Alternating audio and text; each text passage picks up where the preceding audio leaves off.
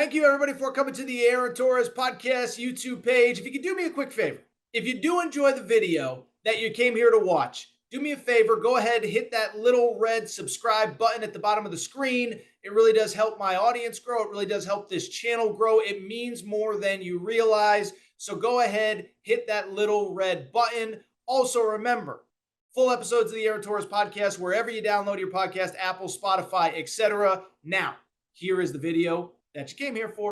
But before we do, I want to get to one other off the field topic, really a topic that we discussed a lot during the spring and summer that we haven't really talked about the last couple months because the games on the field have been so good, but it is resurfacing, and it is three little letters called NIL.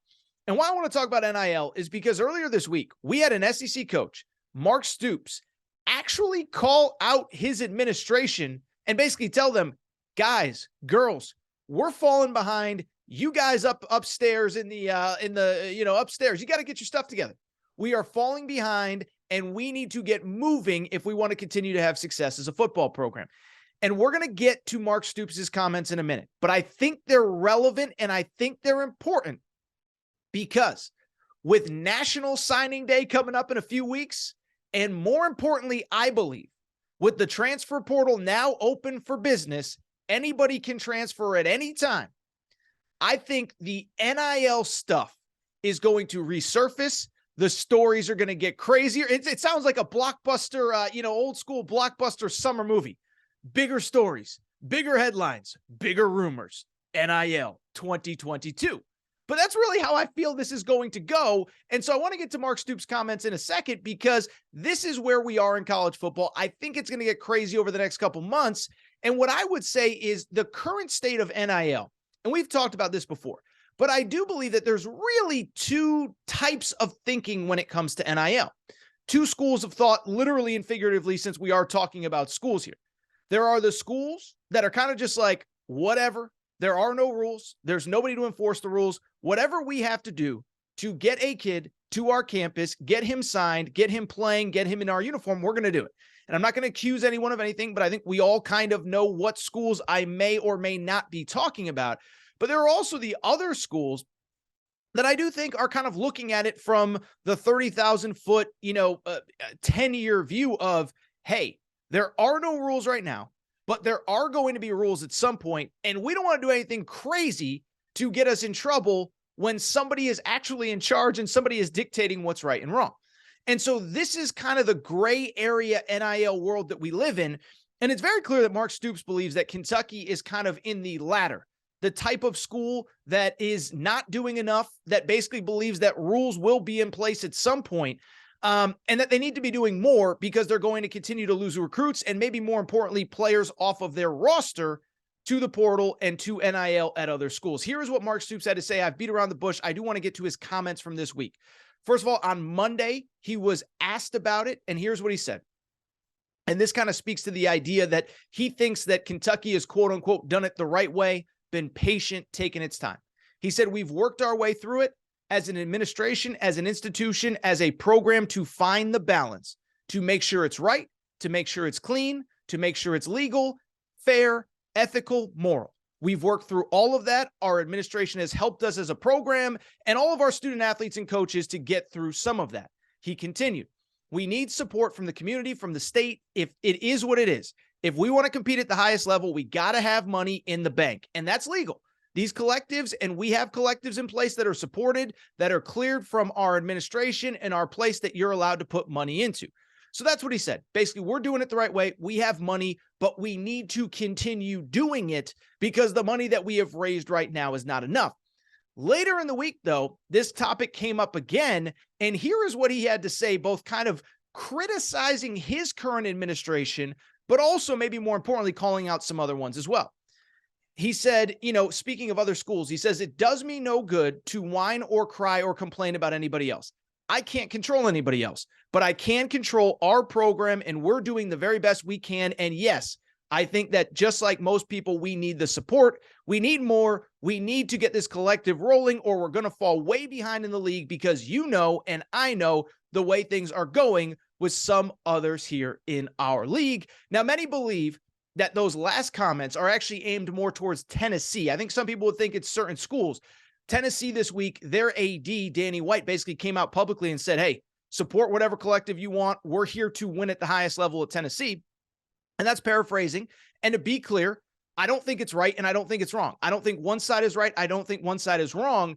But what I do think, and this is where I want to get into the meat of this, I do think Stoops' general sentiment is 1,000% correct. What Mark Stoops is basically saying is, look, NIL is here. It's not going anywhere. We're not going back to the old days. And so you can either get on board, you can either support our program financially, not with resources, not with facilities, but with cold, hard cash for our players, or we're going to lose guys. Now, it is worth noting the AD Mitch Barnhart did come out on Thursday morning and basically put out a statement saying, we're working, we're getting stuff together. We're going to make sure our athletes are leaving no stone unturned financially in terms of NIL. But I bring all of this up to, again, reiterate, this is the world we live in. We're not going anywhere. And I think Stoops' comments really speak to what a crazy couple weeks it will be going forward with NIL. Why is that? Well, first of all, I think anybody who's watching this or listening to this knows one simple fact. We are about to hit National Signing Day for college football. Now, Kentucky over the last week or so has lost a marquee recruit or two. Now, their lead assistant, Vince Marrow, came out and said it had nothing to do with NIL. This was just a unique circumstance. He obviously can't name players individually. But why I bring it up is because I do think, look, NIL is going to be part of the National Signing Day conversation. And I think that's how most fans think of this NIL situation. I want to get to the other side of it as well, though, is I think most fans kind of sit there and look at it from the what we think Texas A&M did last offseason perspective and what we think Texas A&M did. And you know, I'm very careful to accuse anyone of anything. I think we all think it's just get a recruiting list out, find the best players, find all the 5 stars, offer them as much cash as you can to get them on campus. And I certainly think that's going to happen. By the way, I think it happened before NIL. I think great, big schools and other schools have been trying to pay players, especially the best ones coming out of high school, for years. And I certainly think that's something that's going to happen in the coming weeks. What I think is even more interesting, though, and what I don't think gets talked about enough, but what I know is a concern of college coaches across the country. I think we're all focused on the 5 stars and the high school players and this guy and that guy. And what does it mean? And is this kid going to flip here to go there, and how much money is involved and what we think is involved? Here's the bottom line, though. You know what most coaches are actually more concerned about? They're actually more concerned about the players on their roster. Because remember, in the one-time transfer world, all it takes is one text or one phone call or one DM, basically from a school, a coach, a player at that school saying, hey, you come here, you're going to get XYZ. That kid can send one email, be in the portal, and be headed somewhere else overnight. And so when Mark Stoops really makes these comments, I actually think he's probably much more worried about the guys on his roster than he actually is about any individual recruit. He's worried about the guys that are on campus, the guys that have had success.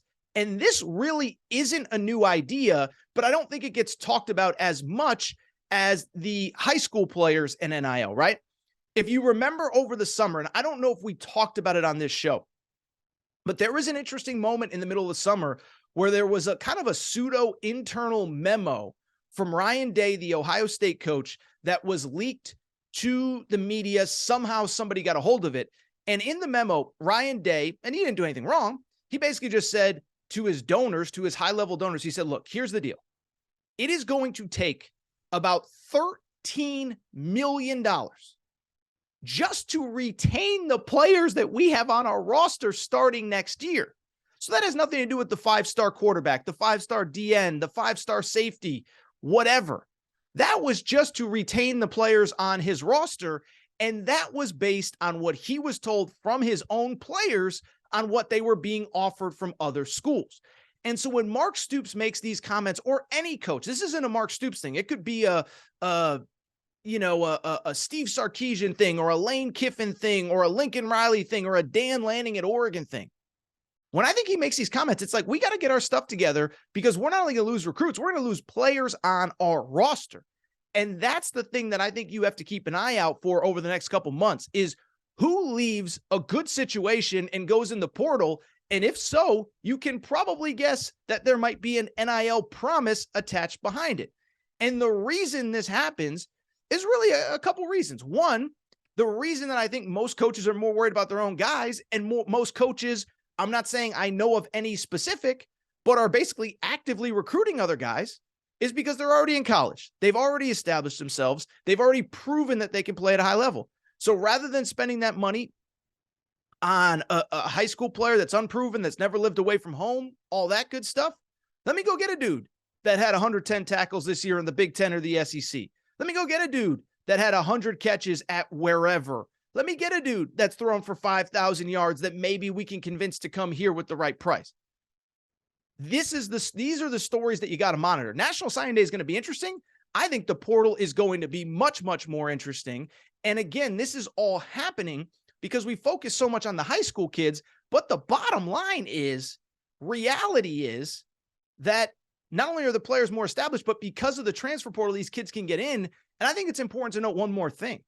From what I'm told, a lot of times I think we all think it's tampering and this coach is doing this and this coach is doing that. You know how a lot of this stuff starts? I'll be honest, just talking to people. It's one player talking to each other, right? This is the world that these kids live in. When you recruit a kid out of high school, you got to go sit in their house. You got to talk to their parents. You got to talk to the high school coach. You got to talk to, in basketball, the AAU coach. Once you get a kid to campus, though, if you can get them, there's much fewer layers to actually get access to a kid, right? We go back to the Caleb Williams, Jordan Addison thing. There was all these rumors that Jordan Addison was tampered with. Bottom line, Jordan Addison, he's like, I want to play with Caleb Williams. I know Caleb. My hunch is they started talking at some point, like, hey, man, you could come with me if you want. That's what happens. That's how all this stuff happens. I was told by somebody earlier this week, high-level basketball program. Oh, yeah. No, they had players talking to other players. And I say it from the perspective of the school that if you want to call it, I wouldn't call it tampered with, but I heard it from one school that, oh, yeah, other school had their players reaching out just saying, hey, if you come here, you're going to get X, Y, Z. So I bring it up to just say that I found Mark Stoops' comments to be absolutely fascinating. Now, the good news is, one, from the Kentucky perspective, it appears as though Kentucky is getting their cards in order, or whatever you want to call it, in terms of NIL. Two, we'll see if it gets as big as I think myself and most others think it will get, because sometimes, a lot of times I've found in college sports is that we worry about stuff. We worry about this, we worry about that, and then it doesn't end up getting as big. And so we'll see how this all plays out. But I think Stoops' central point of the transfer portal, NIL, they're here. They're not going anywhere. And you're either moving ahead or falling behind. I think it is an interesting point, and it is clear that I don't think Mark Stoops is alone in feeling this.